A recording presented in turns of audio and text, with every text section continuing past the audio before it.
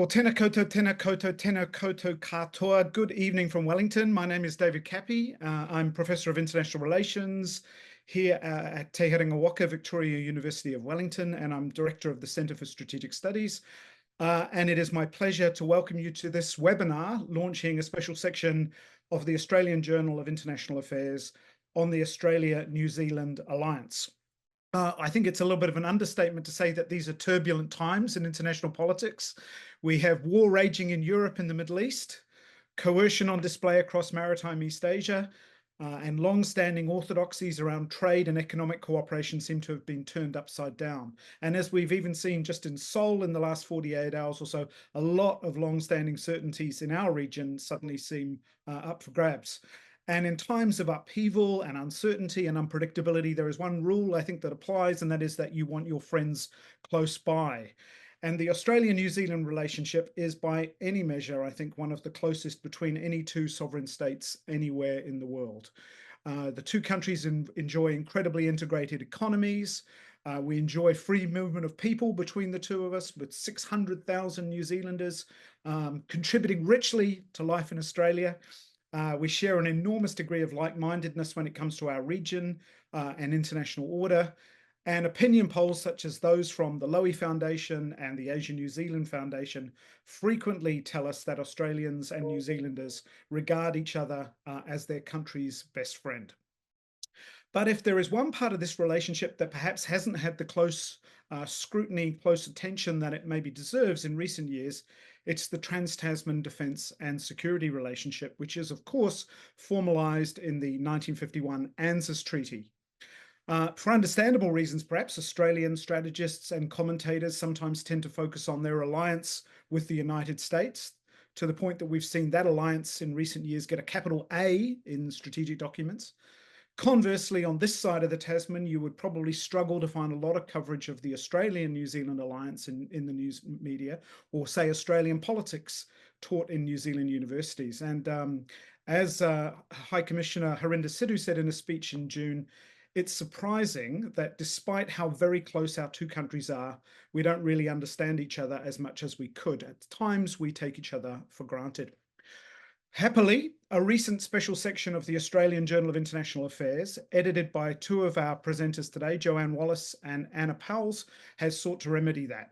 And the section includes, and if my calculations are right, no fewer than 14 short pieces addressing a wide range of issues in the Australia-New Zealand relationship, covering everything from the alliance itself to relations with China to Indigenous foreign policy and a range of perspectives on AUKUS. And the timing of this special issue and the webinar tonight is a little bit propitious because both Australia and New Zealand's deputy prime ministers and foreign and defence ministers will meet in Auckland tomorrow for the second 2+2 that they have held this year. So it's wonderful to have this opportunity to talk a bit more about the Australia-New Zealand relationship. In terms of our running order tonight, shortly we'll hear from the two editors of the special section, who've also contributed their own standalone essay to this issue. We'll then be joined by two of the contributors who've contributed their own essays, Darren Lim and Jason Young, and then there will be time for questions and discussion. So for those of you who are joining us on the webinar, please submit those questions using the Q&A function, and I'll put them to our speakers as we move along. Please don't hesitate to post them as soon as you have them. So without any further ado from me, can I please introduce our first two speakers who brought this really terrific collection together. They are well known for writing extensively on Australia-New Zealand relations, particularly as they impact the Pacific. Joanne Wallis, Professor of International Relations at the University of Adelaide, and Anna Powles, Associate Professor of International Relations at Massey University here in Wellington. Anna and Joanne, congratulations on this special issue. Your essay in it is provocatively entitled "Different Nightmares, Shared Dreams, Australia and New Zealand's Intuitive Alliance." Can I ask you both to start our discussions with some opening remarks? Well, thank you, David. I'll start off, and thank you very much for your hosting, and thank you everyone for joining us this afternoon or evening, depending on which side of the Tasman you're on or where you find yourself in the world. So as David mentioned, we're here to launch a special section of the Australian Journal of International Affairs about the Australia-New Zealand Alliance, which Anna and I co-edited. And the special section forms part of our broader Australian Research Council Discovery project that examines the operation and endurance of the Alliance. And for about 6 years, we've been working on these issues, and it was motivated by our interest in how little the Alliance is examined in either country. So in his contribution to our special section, Michael Cohen outlines the origins of the ANZIIS military alliance. And in our article, we argue that the military alliance between Australia and New Zealand has developed into a far deeper alignment that stretches into the political, economic and cultural spheres. This includes, as is well known, long-standing military cooperation, which was first forged during the New Zealand Wars, later crystallised as Anzacs on the battlefield of the First World War, and then developed through a series of treaties and agreements. The economic relationship is also vital, facilitated by the 1983 Australia-New Zealand Closer Economic Relations Trade Agreement. There's also long-standing political and diplomatic relations, although we do note in our article that the replacement of COAG, which New Zealand used to attend with the National Cabinet during the COVID-19 pandemic, did remove a long-standing avenue for collaboration. Promisingly, the two governments have recognised this, and they convened the first Australia-New Zealand Climate and Finance Ministers meeting in 2023 and the first Australia-New Zealand Foreign and Defence Ministerial Consultations, ANZMIN, this year. The two countries' Prime Ministers also launched the trans-Tasman roadmap to 2035 at their 2023 leaders meeting. And this was the stated aim, and I quote here, of harnessing all elements of our respective nations' statecraft to advance our interests. There are also very broad and deep bureaucratic relationships, and these reflect the depths of diplomatic, defence, economic policing and people-to-people links. And as David has noted, there's particularly the very large New Zealand diaspora here in Australia. But given the depth of that cooperation, we were surprised that both Australia's 2023 Defence Strategic Review, at least the publicly released summary, and the 2024 National Defence Strategy both characterised New Zealand as a partner rather than an ally. Only the US was described as an ally, and as David noted, with a capital A. But Australia is an ally of both countries under the ANZUS Treaty. That treaty, of course, has been suspended between New Zealand and the US, but it does remain operative between Australia and New Zealand. So we were interested in our article what this reluctance to refer to New Zealand as an ally says about Australia's understanding of its alliance with New Zealand. Has the alliance become irrelevant, or is it so taken for granted and the habits of cooperation so entrenched that it's not seen as necessary to emphasise it? So to answer these questions, we conducted interviews with diplomats and senior officials in both countries. We also interviewed New Zealand Foreign Minister Winston Peters. Unfortunately, Australian Foreign Minister Penny Wong declined to be interviewed. We also brought together experts from both sides of the Tasman in workshops in Canberra and Wellington. And it's a selection of these experts' papers that are published in our special section. And as David's noted, we're joined today by Darren Lim and Jason Young, who are two of our contributors. And they both focus specifically on how the two countries have related to China and emerging strategic competition. So it'll be a nice contrast hearing their different perspectives in a minute. The process of convening these workshops actually told us a lot about how the two countries view their alliance. In Australia, we had difficulty identifying scholars who work on the alliance with New Zealand, or even work on New Zealand as a foreign and strategic policy actor.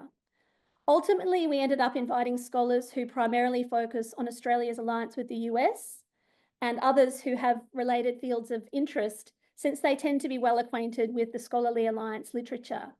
And we are very grateful to the generosity of those scholars, including, as I mentioned, Michael Cohen, Hugh White, Brendan Taylor, and Liz Buchanan, who sought to make their broader research agenda relevant to our workshop questions. We had a lot more luck identifying scholars in New Zealand. This is partly because the question of New Zealand's foreign and strategic policy relationship with Australia was, and of course still is, generating a lot of attention in the context of debates about whether New Zealand should seek to join Pillar 2 of the AUKUS security partnership. And there are a range of differing views of AUKUS represented in our special section by contributions from Rob Packman, Ruben Steff, Kathy Downs, Marco de Jong, Nicholas Ross-Smith and Lauren Bland. Representatives from each High Commission also attended our workshops in both capitals, and we spoke to different ministries in both capitals. Notably, New Zealand diplomat Rob Lars was given approval to contribute to our special section, and you'll see his piece in there. And this reflected a tendency that we did see, that while Australian officials were very comfortable making valuable contributions as background or under Chatham House rules, their New Zealand counterparts tended to seem to at least feel a lot freer to speak and to give quite definite opinions, which I think probably says something interesting that's worth unpacking later.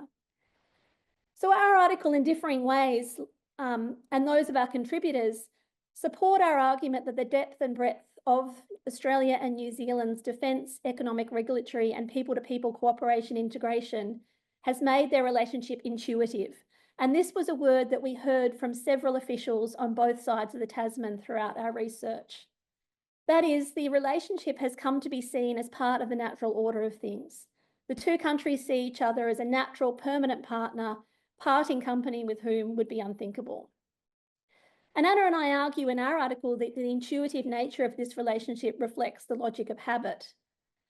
Australian and New Zealand governments and citizenries take the relationship so much for granted that cooperation, integration, and indeed military support in the event of an armed attack on another country has long been assumed to be inevitable. So we argue that this means that their military alliance is so intuitive that it no longer necessitates specific identification as an alliance commitment. And this is our explanation why the 2023 DSR and National Defence Strategy in Australia perhaps felt it wasn't necessary to specifically identify New Zealand as an ally. It's just intuitively taken for granted that our relationship with New Zealand is so deep that there will always be military cooperation and support. But as Hugh White evocatively observed in 2001, while Australia and New Zealand share the same bed, they frequently have different nightmares. And Brendan Taylor revisits this observation in his contribution to our special section. And White's observation captured the dynamic that although Australia has a relatively high sense of strategic vulnerability, it has a strong economy, whereas New Zealand has typically faced the opposite situation. And Anna's now going to discuss how these different nightmares play out in the alliance and what this means for its future. Thank you.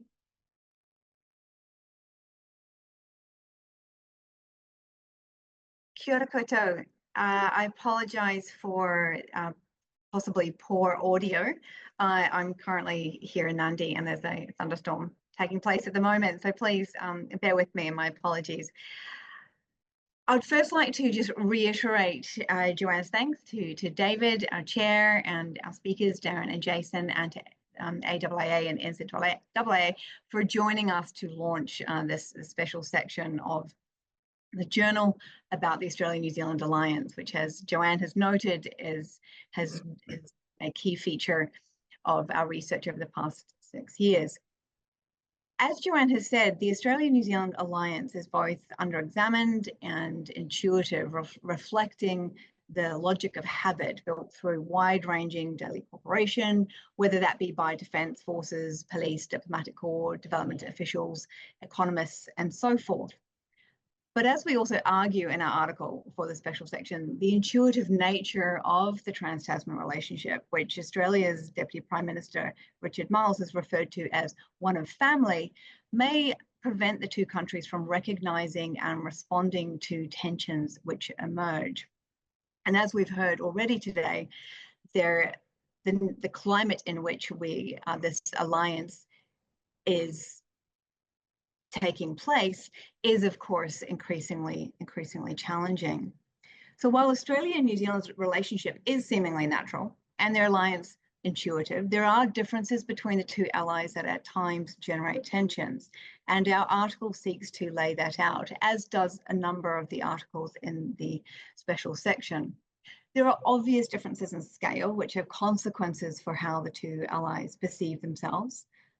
New Zealand sees itself as principled, independent, a small state, and Australia has middle power aspirations and dreams and is very much fulfilling that middle power status.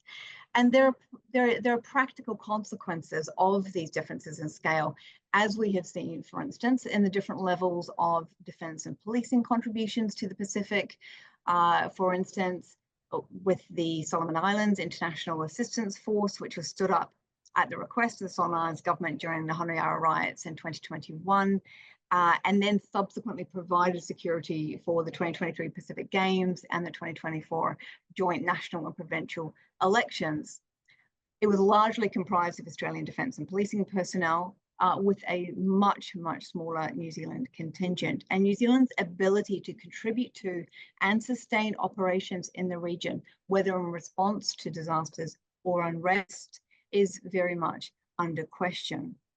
We argue that these tensions are also often the result of expectations, particularly, as I noted, in the area of defence and security, where Australia has felt some frustration with respect to New Zealand's defence expenditure, and also in the ways in which New Zealand has previously articulated its strategic interests. In our special section, Brendan Taylor evokes, as Joanne has mentioned, Hugh White's different nightmares, and argues that there are three trends contributing to a growing strategic divergence in the relationship between the two countries that threatens its very viability and a deepening drift between the two. The first is Australia's engagement with numerous new security groupings, including AUKUS and the Quad, over the past decade, which has diminished the relative importance of its ties with New Zealand. The second is the strategic personalities of New Zealand and Australia, which Taylor argues are diverging, driven by a widening gap in their defence expenditures and increasingly distinct strategic relationships with the United States. And third, Taylor argues that Canberra and Wellington have embraced different visions for Asia's strategic future, reflecting and exacerbating their divergence. An area of tension we highlight in our article is that of alliance expectations with respect to the ANZUS Treaty, which Joanne has referred to. Indeed, as one Australian official we interviewed argued that while Australia sees its alliances with New Zealand and the United States as an insurance policy and way to extend strategic reach, New Zealand instead sees its alliance with Australia as imposing burdens, bindings, and constraints on action.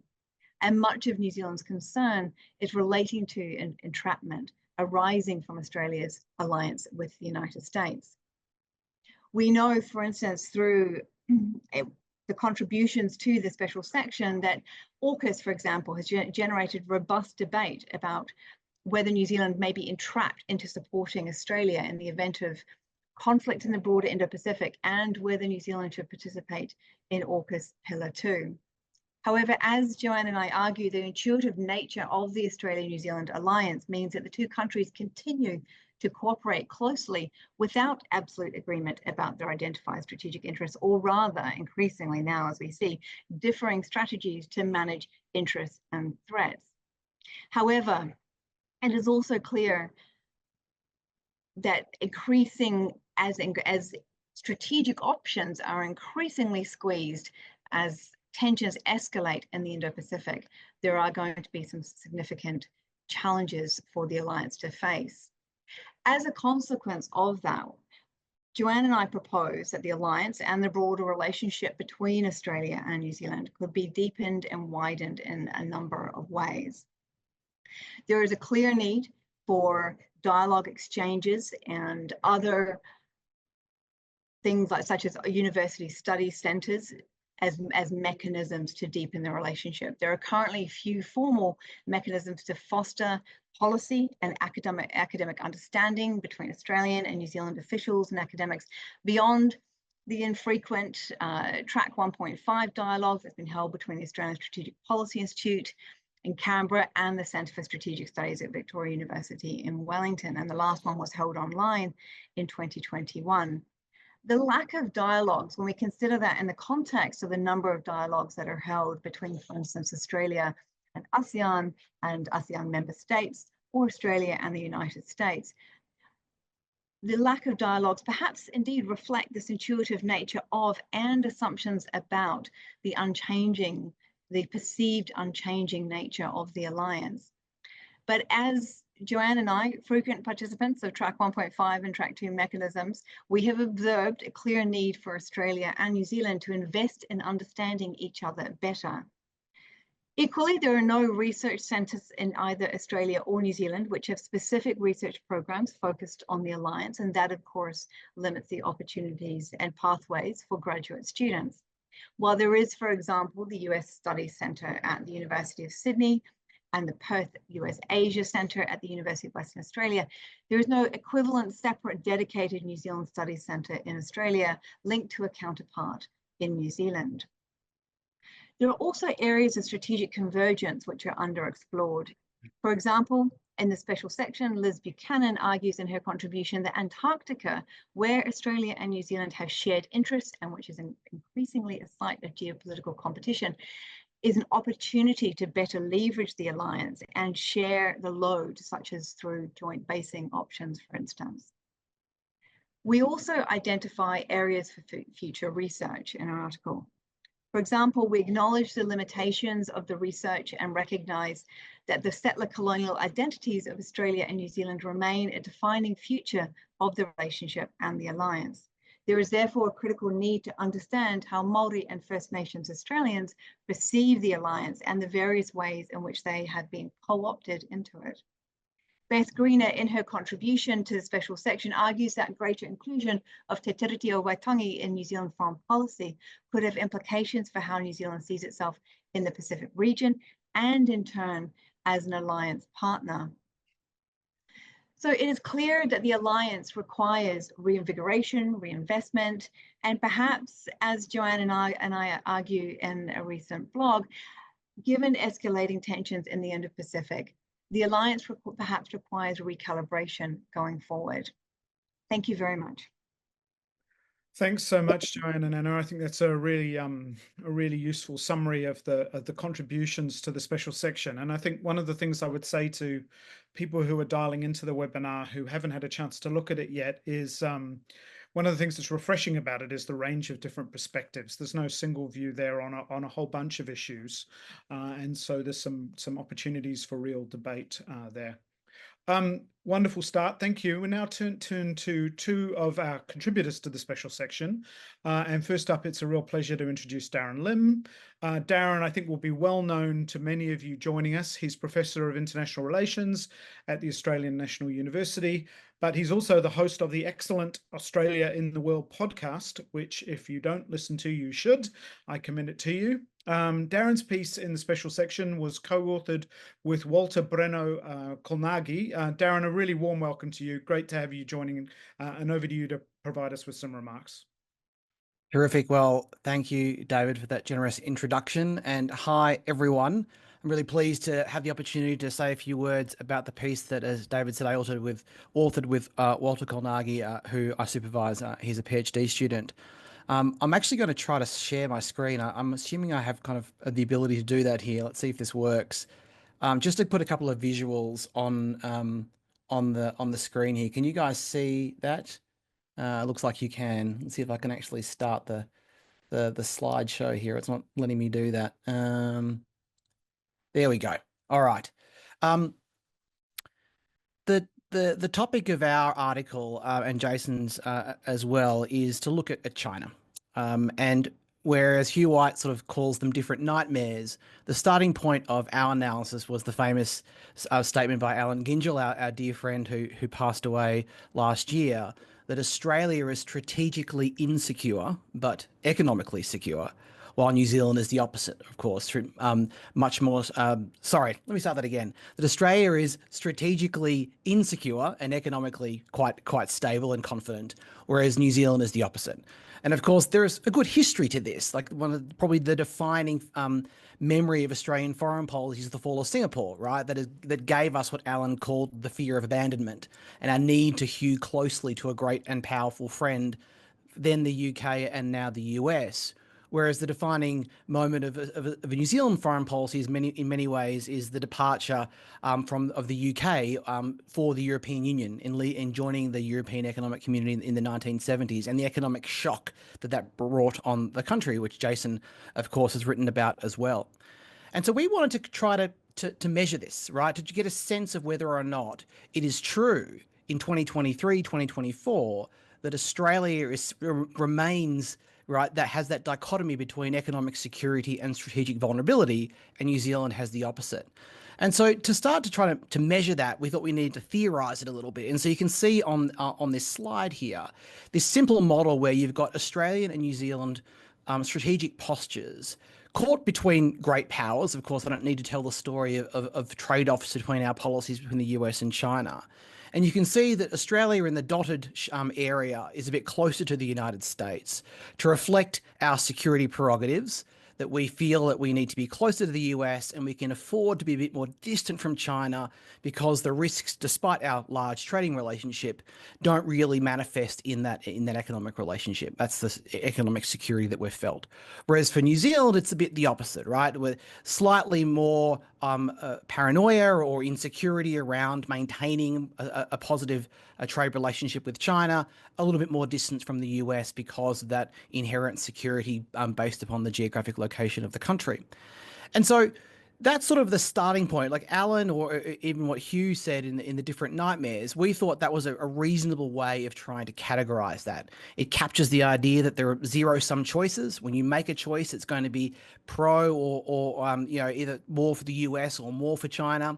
And it captures the idea that there are zones of posture, right? It's not just a single point on that spectrum, but within each zone, the sort of the dark grey area for New Zealand or the dotted area for Australia, the countries can oscillate, right? They're back and forth, driven by domestic politics, which party is in power, which leader makes particular choices. But that the countries themselves are relatively small, and therefore there is a structurally determined band in which that policy sits. And the overlap reflects, of course, the fact that we are very similar countries. We're very good friends with similar histories and values and outlooks on the world. But nevertheless, based upon these structural differences of economic insecurity/security and strategic insecurity/security, you get that divergence. And so given that sort of conceptual framework, then the question becomes, well, how do you measure this? How can you get a sense of how the two countries are dealing with the major strategic challenge of the day, which is our relations with China, and how our foreign policy more broadly affects that relationship? And so Walter and I came up with 7 different indicators, which we were looking then to track over time between the two countries to see if there's any movement, any difference between the two of them, but then any movement in the window of time in which China's rise and its growing concern about its increasing assertiveness really came to the fore. And we chose a period from around 2017 onwards to capture both that rise in general insecurity felt around the world based on China's rise and assertiveness, but also to capture changes in government across the two countries. You get both a national and a Labor governments, or Labor then national governments in New Zealand, and of course in Australia you have a coalition, Conservative coalition, and then a Labor government. And so we chose these 7 categories, and I'll let you just read through them yourself, to sort of examine how these policy changes moved over time. Of course, I've only got a couple of minutes left, so I can't go through all of them, but I'll just pick 2 in particular to highlight a couple of interesting findings. On category 4, leaders' public communications regarding China and the bilateral relationship. The most interesting thing for us on the New Zealand side was a shift from the historic decision of describing China as New Zealand's relationship with China through the logic of firsts, right? We were the first country to have a free trade agreement, first to recognize China's market economy status. So really emphasizing a positive nature of that relationship, to one where the guiding principle has been one of maturity. We have a mature relationship with China, right? One that recognizes, of course, that there are tensions, there are disagreements that begin to define that relationship, not just that positive history of the close economic relationship between the two countries. And so that simple messaging difference in how New Zealand leaders talk about China, both to China, but also more importantly to the New Zealand public, we saw as a subtle shift away from China and more towards the Australian position, where we are usually quite comfortable in highlighting our disagreements, whether in questions of human rights and security and so forth. The other category, category 5, national security equities in domestic policy. Of course, domestic policy on things like 5G or foreign interference is now very much part of a country's strategic posture vis-a-vis China. If you keep Huawei out of your 5G network, China takes that very personally and sees that as an affront to its national interest. So it's not a cost-free choice. And there you see striking continuity between Australia and New Zealand. Both countries have excluded Huawei, slightly different mechanisms, but ultimately the result was the same. And even on foreign interference, whereas Australia has passed formal legislation, you are seeing increasing, noises being made by New Zealand policymakers that this is a problem, and that and calling out things like cyber intrusions and things like that, where again you're seeing more of a shift.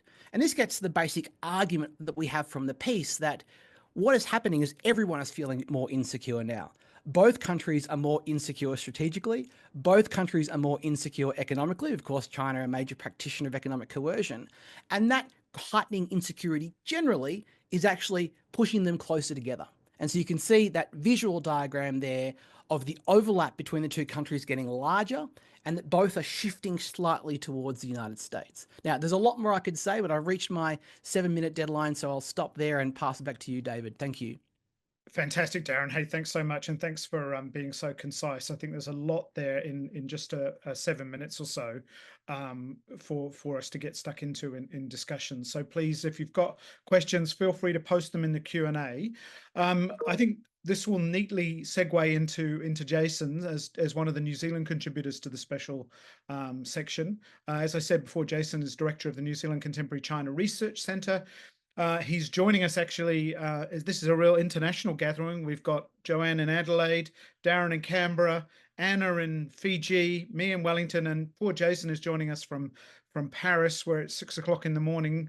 My sympathies are limited given you're in Paris, but thanks for getting up so early. And Jason, over to you to talk to us about your piece and how it connects to some of the themes that Darren's mentioned. Great, thanks, David, and thanks to Joanna and Anna as well for putting together this section. I thought it was a really interesting opportunity to talk about something which is often not talked about so much. So my piece has some crossover, obviously, with Darren's.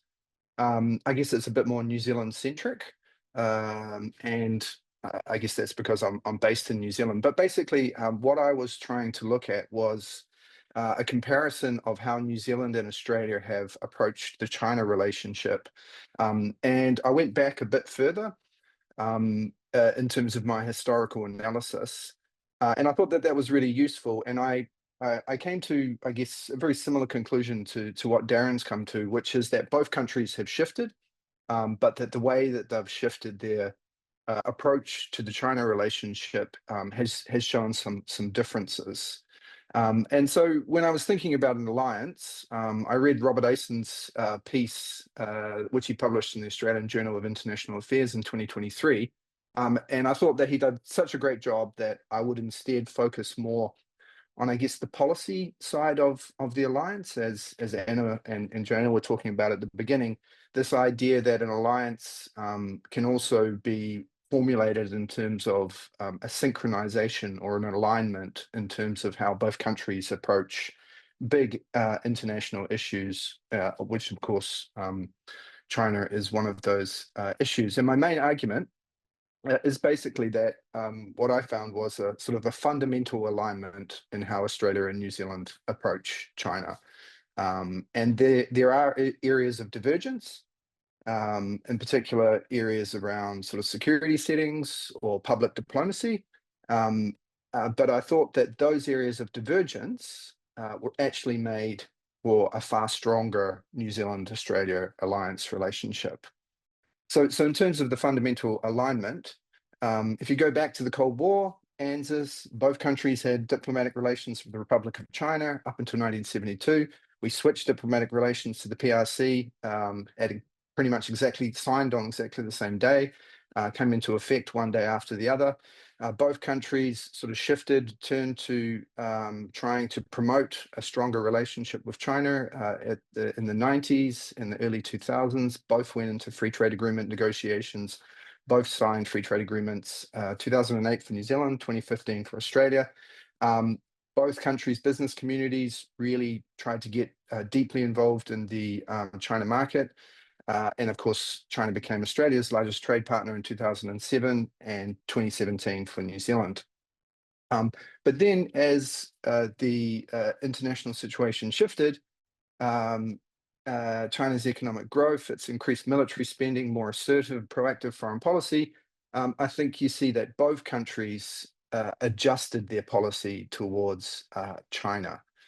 And this rebalancing or recalibration is basically, I think, fundamentally the same for both countries, which is a rebalancing of the risk opportunity calculation when it comes to China.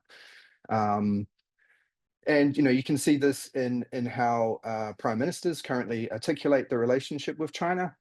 So in New Zealand, they talk about engaging and cooperating in areas of common interest, acting to secure New Zealand's interests and working with partners. And in Australia, they talk about cooperating with China where we can, disagreeing where we must, and engaging in the national interest. So there's been this real refocus in both countries on more clearly defining what's in the national interest and what's not in the national interest when it comes to China.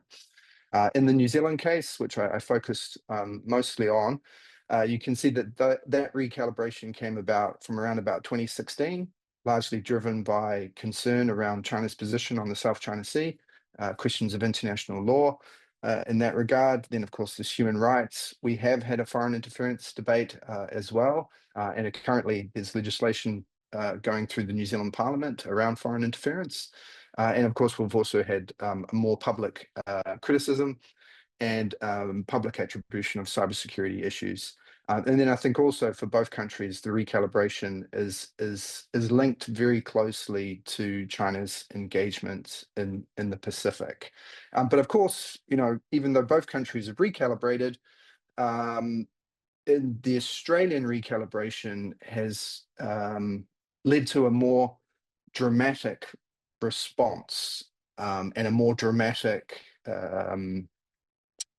stronger response from Beijing, which leads to some of these questions around divergence. And I think it'd be interesting to hear what others think, but I think that a lot of that is actually to do with Beijing rather than to do with New Zealand or Australia's position or how either country forwards its diplomacy and foreign policy. So the other piece in my article was sort of putting forth this idea of loyal opposition, which is sort of at the heart of both Australian and New Zealand democracies. This idea that yes, there's sort of shared interests, there's a shared approach, there's a synchronization to how we do our foreign policy, but of course we are independent sovereign nations, and it's actually very healthy and very useful for there to be some divergences in approaches to shared challenges and shared questions in international relationships. So basically sort of rearticulating this idea that loyalty to shared goals, but there's also a respect between both countries for an independence of view and an independence of action. And what I found was also that some of these divergences which you see are really temporal, so that there's sort of a first mover advantage that often a larger country like Australia will have, and it's New Zealand doesn't sort of follow lockstep in terms of its reappraisal and different approach to issues like China. So the two issues I focused on for this was one was the change in rhetoric, and I completely agree with Darren that New Zealand has shifted its rhetoric on China, particularly moving away from the first language to one of mature or evolving relationship. But also, I think the change in political rhetoric in Australia was far stronger and far more critical overtly. And then the interesting thing is that then that shifted back. And so there's a sort of a divergence and then a convergence. And then the second one I focused on was, I guess, the security posture, and in particular, security spending. And I think Australia moved to articulate that the geostrategic region was no longer a benign strategic environment far sooner than New Zealand did. but New Zealand has also shifted in that direction, but yet to I guess increase the resources in the same way that Australia has. So my article was basically arguing, in conclusion, that New Zealand and Australia share similar opportunities and approaches, and that it's actually very constructive to see a little bit of divergence in the approaches that we take to China. Okay, thanks very much, Jason. That's terrific, and it's interesting to see the intersection of the two arguments that you and Darren both put forward. Got a couple of questions coming in on the Q&A. What I might do is just put a few questions into the mix and ask Darren, Jason, and perhaps Anna and Joanne to come back to some of these questions. Darren, I mean, one of the things you talk about in your broader work, obviously, is economic security strategies and strategies for pursuing economic resilience. I guess one of the lessons that Australia might take from its experience with China's economic coercion is actually a degree of self-confidence in some ways, in that it came through that. But my sense is that Australia has implemented a strategy of pursuing economic security in quite an explicit and well-developed way. You've been in New Zealand. I wonder if maybe if you could give a sense of what lessons there might be for New Zealand, or if you think there are similar approaches in thinking about those risks or differences. So I'll just leave that with you for a second. Anna and Joanne, you might want to come back on this one. There's a question here from two questions that are related to the alliance more generally. From Samsech Deva, thinking about the Australia-New Zealand more broadly, we've obviously had the Labour Party here in New Zealand in the last week come out and rule about any involvement in Pillar 2 of AUKUS. And Sam says, would it have any impact on the political and policy debate about AUKUS in Australia? And so I'd be curious if you had a response on that. And also related to that bigger question, Jim Rolfe, the questions are coming in thick and fast now. This is great. When did this self-conscious use of this term of alliance start to be used between Australia and New Zealand? Jim says it was really something that's a bit more recent. So I don't know if it wasn't really a relationship of alliance between that level of formality as two Commonwealth nations, but seems to be something more recent. And then Jason and also Joanne, Anna, Darren, question from Malcolm McKinnon. Could one of the panelists comment on divergences or similarities in Australia and New Zealand's dealings with the Taiwan Strait and the South China Sea? So broad questions about AUKUS, about economic security resilience, but also the Taiwan Strait. Don't feel you have to answer all of those, but maybe Darren, seeing I've given you slightly longer than the others to think of an answer, if I could maybe come to you first. I would start by slightly challenging the premise of the question that Australia has really lent into economic security. Yes, the government has messaged consistently that there is a higher degree of political risk in doing business with China. And yes, the pandemic highlighted a bunch of fragilities that we want to take action on. But in terms of concrete policy action by the government, you don't see a lot. And what you do see is really inseparable from a domestic policy agenda of decarbonisation, jobs, economic growth. And this is, of course, future made in Australia. You know, our lesson from the coercion episode was that we were fairly resilient, that the industries that were most sensitive to us were also most sensitive to the Chinese and were untouched. And so I don't really think it affected, I mean, it heightened a general sense of insecurity amongst the broader public that China was much more of a risk now than it was a partner. But it didn't really shift the calculus for business, in a sense that if there is still money to be made, they will go and make money. And you've seen them pile back into the Chinese market when blockages have been removed. And to the extent that it did change government thinking, it didn't change government thinking so much that the government sees the need to actually tell businesses, you are now going to diversify with a +1 strategy or whatever. We're still very much hands off. Markets will do what markets do. So I think from a New Zealand, in terms of lessons, I think the first lesson is to really do the analysis of what happens if you experience that demand shock. Is it that you actually cannot sell your produce, which happened for lobsters for us? Or is it more that you just would get a lower price and possibly a bit more hassle to sell your stock, like happened with most of our other commodities? And that's going to be a sector by sector analysis. And my suspicion is, given the high quality of your milk products and your beef products, that you probably would be able to get, sell those products. And given that trade is not, a huge part of your GDP, that the economic impact would be not as serious as people would might suppose. But that work still needs to be done. And that's, of course, not to say that, this means you can just be a complete cowboy and do whatever you want vis-a-vis China. Prudence is always recommended. But I think the expectation or the assumption, both in the Tasman region but across the entire region, is that economic coercion is a terrifying thing that we need to avoid. And I think the record on this shows that actually, when it's sort of focused on exports going into China, there usually are alternatives. We have a good trading system and markets can adjust, and therefore it's not quite as scary as it's made out to be. Thanks. Thanks, Darren. Really, really helpful. Jason, can I come to you? Maybe you want to pick up on some of those themes around economic security, maybe diversification, but also perhaps Malcolm's question about the Taiwan Straits and South China Sea.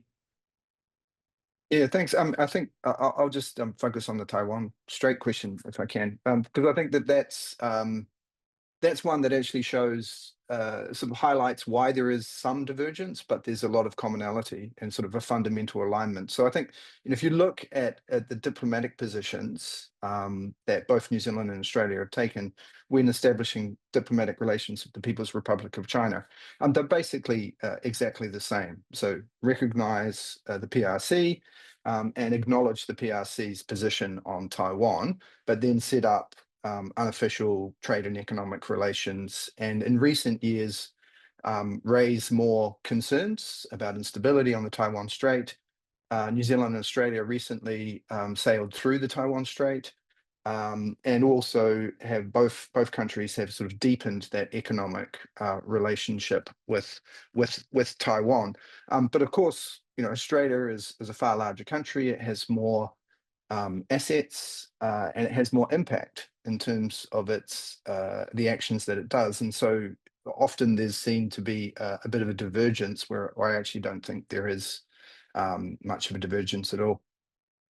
And just quickly on economic coercion, I think that Australia's experience shaped New Zealand's understanding of China and played a huge part in part of that recalibration of New Zealand policy towards China, particularly because we are basically one market, and so a lot of New Zealand businesses had a very close understanding of the Australian experience. Thanks, Jason. And maybe if I could just maybe add a couple of sentences about South China Sea. I think that's just another example where there is that growing convergence between Australia and New Zealand. Certainly in the last 6 or 7 months, in the last 6 years, we've seen a more vocal New Zealand in terms of expressing concerns about what's going on there. But in the last 6 months, of course, we've seen New Zealand take part in multilateral maritime exercises in the South China Sea with the Philippines and Japan and Australia. And also it's interesting just the level of coordination, or at least commonalities in terms of expressing concerns. A lot of the statements that Australia and New Zealand are making about what's going on in the South China Sea right now and around Second Thomas Shoal have been coming out of their respective embassies in Manila. And if you just look in the last 24 hours or so, both have issued similar tweets expressing concern. So I think that's just another example of convergence. Anna and Joanne, do you want to come back on some of those larger points about AUKUS, about Labour Party policy, and perhaps about the alliance, and then we'll come back for some more questions. I'll start from the Australian perspective and then I'll hand over to Anna from the New Zealand one. On the question about the New Zealand Labour Party undertaking that it wouldn't be involved in AUKUS Pillar 2 if it was invited, and what effect that would have on its relationship with Australia. I mean, a lot of the questions about AUKUS are really up in the air with the new Trump administration. We don't know ourselves what AUKUS will look like under Trump and whether Pillar 2 will will end up coming to anything. And I here commend you to Darren's recent episode of Australia and the World podcast. And there were some very interesting comments in there by Zach Cooper about that, which I found very helpful for my thinking. But if we assume that the Trump administration does continue with AUKUS in its current form or close to, I think the concern in Australia will be about the long-standing concerns that Australians have often had about the defence capability gap with New Zealand, and whether New Zealand not being involved in AUKUS Pillar 2 could just further widen that gap. And related to that, there is this stated intention, and it was very heavily emphasised at the first ANZMAN meeting, about achieving not just greater interoperability between the two defence forces, but actually greater integration. And again, if New Zealand is not participating in AUKUS Pillar 2, and AUKUS Pillar 2 does eventually materialise into quite a substantive program of capability acquisition for Australia, that's just going to create issues with that program of interoperability and integration. At the same time, it's really interesting how the two countries' defence forces are just getting on with it. So, 2023, we saw Plan ANZAC between the two armies. Week before last, we saw the Tasman Navy framework between the two navies, both of them both saying that they want to enhance their dialogue, their cooperation, and so forth. So, there will still be things other than AUKUS Pillar 2 that will help the two countries to cooperate together. On the question about Jim's question about the use of the word alliance, and thank you, Jim. Jim was our Wellington workshop. It's really interesting. There was, of course, the ANZUS Council that did sit for many years after the ANZUS Treaty was signed. So the alliance language and framework was implemented by the ANZUS Council. Of course, that then collapsed after the New Zealand-US aspect of ANZUS collapsed. But it's really interesting, the reluctance, particularly in New Zealand, and we found this during our fieldwork, to refer to the relationship as an alliance. And, we saw this, that we cite this example in our article of when the 2016 Defence White Paper was released in New Zealand. And Prime Minister at the time, John Key, came out and really kind of seemed to say, look, ANZUS is over. We have a different kind of relationship with Australia. And he seemed reluctant to use the language of ANZUS as an alliance. But at the ANZMIN earlier this year, your new Prime Minister was very strongly emphasising the alliance language. So I think it's very much kind of maybe a bellwether of how New Zealand is feeling domestically with whoever's in power at the time, but also feeling about what's happening in the world more broadly. And we are facing a more uncertain world. So that might be a reason why New Zealand leaders in particular are wanting to emphasise that alliance language. But I'll defer to Annie here, who will be able to speak with far more authority about New Zealand. Thanks, Joanne. I think what I would just add to that is just to reinforce the fact that one of the very clear messages that we received as when we were interviewing people on both sides of the Tasman actually was this reluctance to use the word alliance, and rather using relationship or even family and other types of terminology to describe the closeness and the naturalness between the two countries.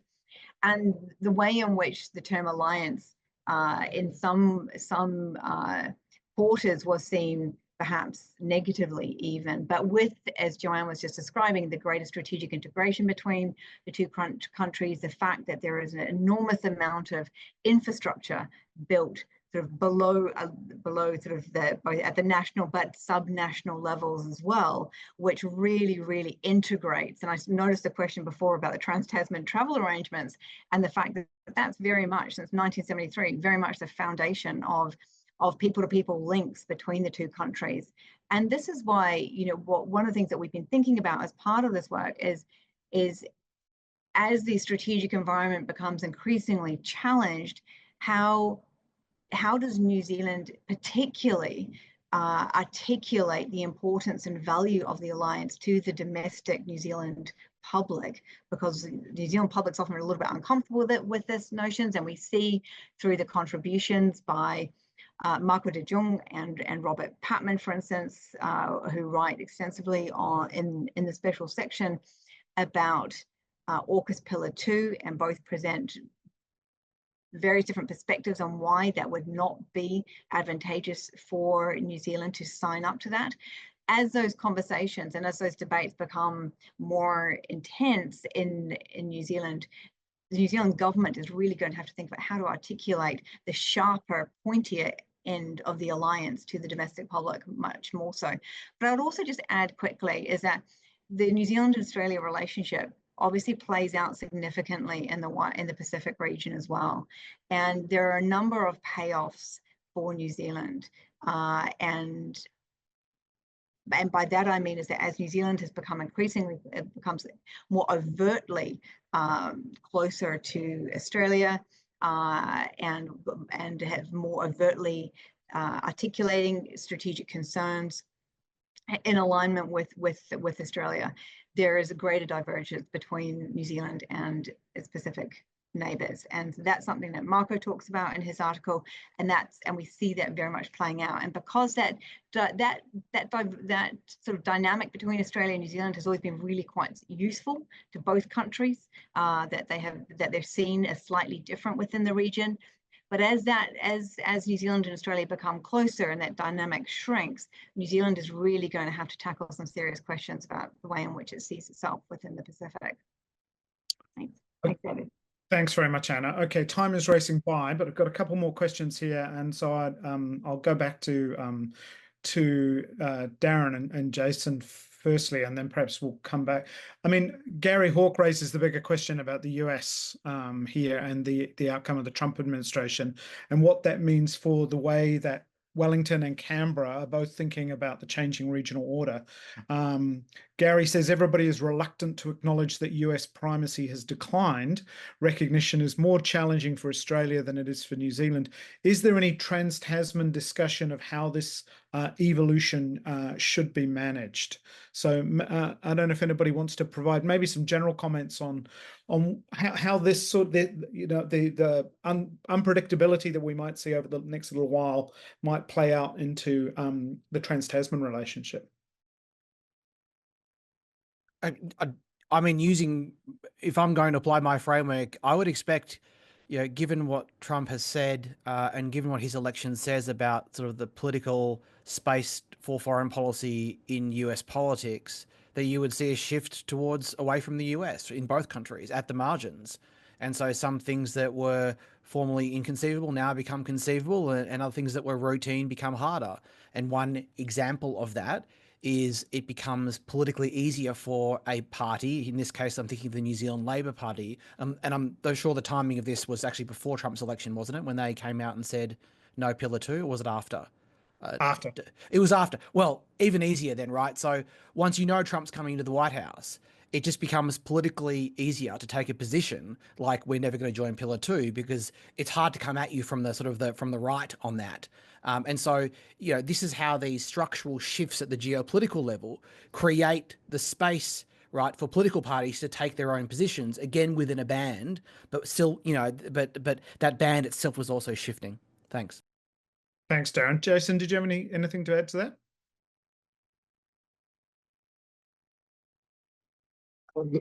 No, not really. I mean, I think I'll just go back to the AUKUS conversation a little bit if I can, because I think it's really, really fascinating the way that has become such a focus when, as both Anna and Joanna were articulating, the defence and security relationship between New Zealand and Australia is very strong, and there's lots and lots and lots of different mechanisms.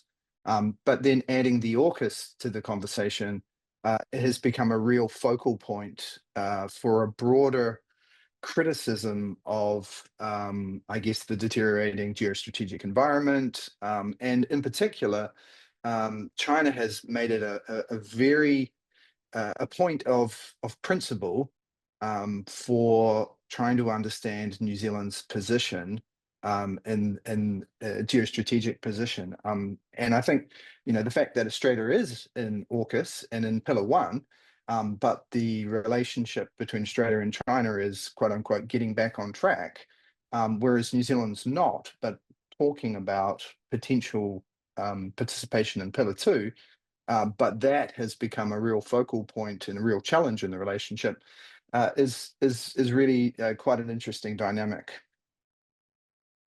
Thanks, Jason. We are almost out of time. I think the lesson that we can take from this the last 59 minutes is that there's a lot to discuss in the bilateral relationship. Probably need to have a longer webinar. I wonder, Anna and Joanne, if maybe if I can just come back to you to close on this, seeing it's your special section, and congratulations again. I mean, earlier this year we saw this declaration from, I think it was the two prime ministers, about the applicability of the ANZIIA alliance between Australia and New Zealand in the case of a cyber attack, or an attempt to try and put it in a contemporary context.